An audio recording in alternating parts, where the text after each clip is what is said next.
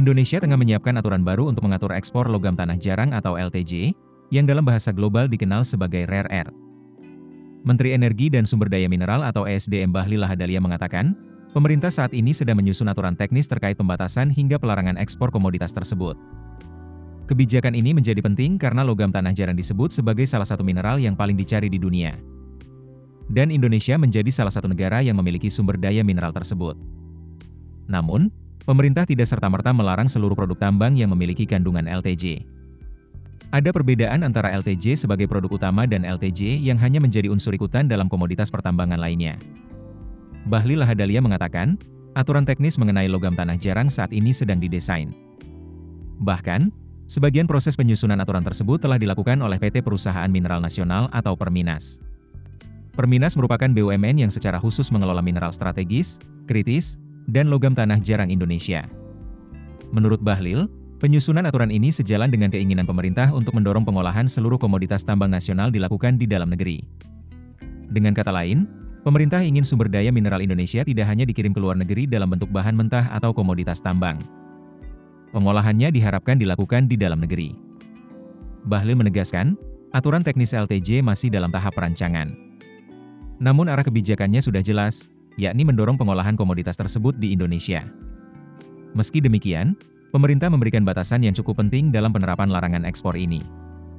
Larangan ekspor LTJ akan diterapkan ketika logam tanah jarang menjadi produk utama.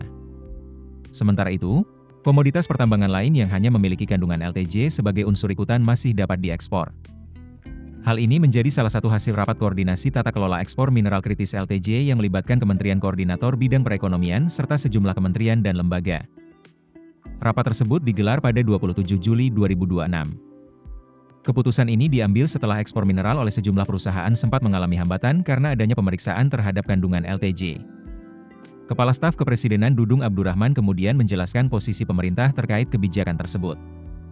Menurutnya, larangan ekspor diterapkan terhadap LTJ apabila komoditas tersebut merupakan produk utama. Bukan otomatis melarang ekspor seluruh komoditas tambang yang kebetulan memiliki kandungan LTJ sebagai unsur ikutan. Disinilah aturan teknis menjadi sangat penting. Pemerintah perlu menentukan secara jelas kapan suatu komoditas dikategorikan sebagai produk utama LTJ dan kapan kandungan tersebut hanya dianggap sebagai unsur ikutan.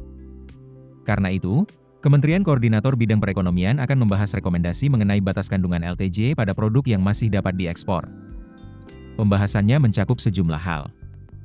Mulai dari definisi mineral ikutan, batas kadar masing-masing unsur, hingga metode pengujian di laboratorium.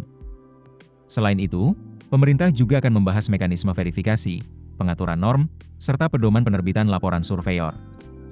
Artinya, kebijakan larangan ekspor ini tidak hanya membutuhkan aturan mengenai boleh atau tidaknya suatu komoditas dikirim ke luar negeri, tetapi juga membutuhkan sistem pengujian dan verifikasi yang jelas. Pemerintah juga menekankan pentingnya kepastian dalam penerapan aturan tersebut. Dudung mengatakan, pengawasan dan penegakan hukum harus tetap berjalan. Namun, seluruh proses tersebut harus berdasarkan aturan yang jelas, data yang valid, hasil pengujian yang dapat dipertanggungjawabkan, serta koordinasi lintas instansi. Hal ini menjadi penting karena sebelumnya sempat terjadi hambatan ekspor mineral akibat pemeriksaan kandungan LTJ. Pemerintah pun menegaskan bahwa pelaku usaha yang telah memenuhi ketentuan tidak boleh dirugikan hanya karena adanya perbedaan interpretasi. Dengan begitu, aturan teknis yang sedang disusun bukan hanya akan menentukan batas ekspor, tetapi juga menjadi dasar bagi pengawasan dan kepastian bagi pelaku usaha. Download aplikasi Kontan sekarang di App Store atau Play Store.